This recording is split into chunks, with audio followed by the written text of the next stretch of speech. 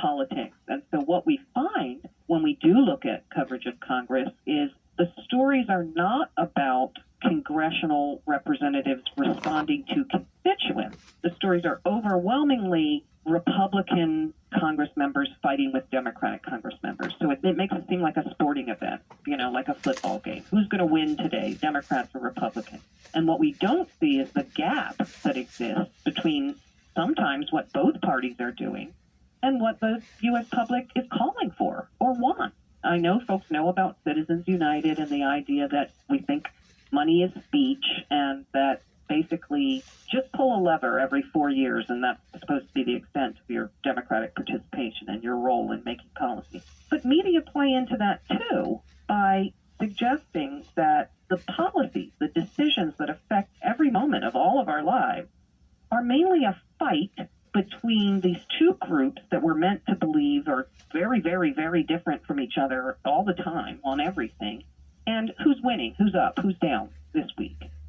And so it was the cash register, too. Who's raised more money in the last month than the other? Mm-hmm. That takes up a lot of space.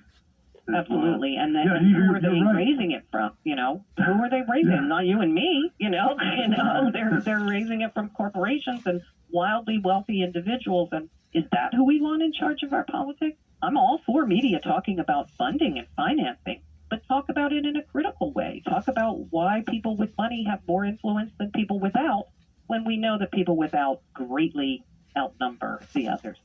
Can you tell the listeners how they can get the newsletter and how they can access more affairs reports? Well, I would very much thank you, first of all, and I would encourage folks to go to our website, fair.org, FAIR.org, and you can learn about the newsletter and subscribe to the newsletter extra. You can also find out how to get access to Counterspin, the radio show that I do every week, and I love that it is not only a podcast, but it's also on brick and mortar radio stations around the country. And then part of what we do on the website is to encourage folks to take action. So when we see something like the Thomas Friedman column, we put in a little information. Here's how you can write to the Times. Here's how you can speak to the New York Times. So it's also kind of an action network. But fair.org is going to be the place for folks to learn about all that we're doing. And thank you very much for the opportunity to say that. Thank you. We're talking to Janine Jackson of FAIR. Steve? Janine, what would be your vision of an ideal media landscape that would be fair? Well, thank you, first of all, for calling it a landscape, because sometimes when I give speeches and I say all the things that I say, folks will come up to me afterwards and say, all right, well, now I don't like the New York Times anymore. What can I read?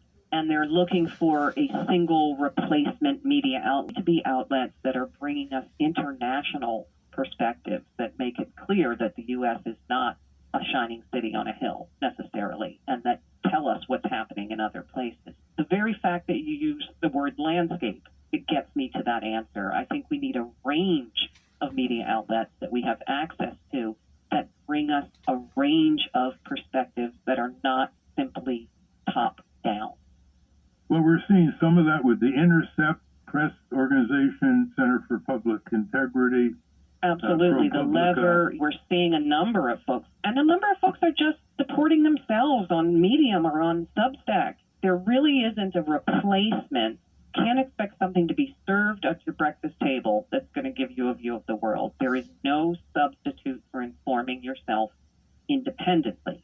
But we do need to support those outlets that exist that are trying to do something other than bring you, not just in the news reports, but also in the opinion columns, here's another government official telling you why you need to support what the U.S. government is doing. Here's another corporate honcho telling you why whatever corporate America is doing is in your best interest. We need folks who can be critical of power in a sustained way, in an ongoing way. That's the gaping hole in the U.S. news media system. Hannah? Why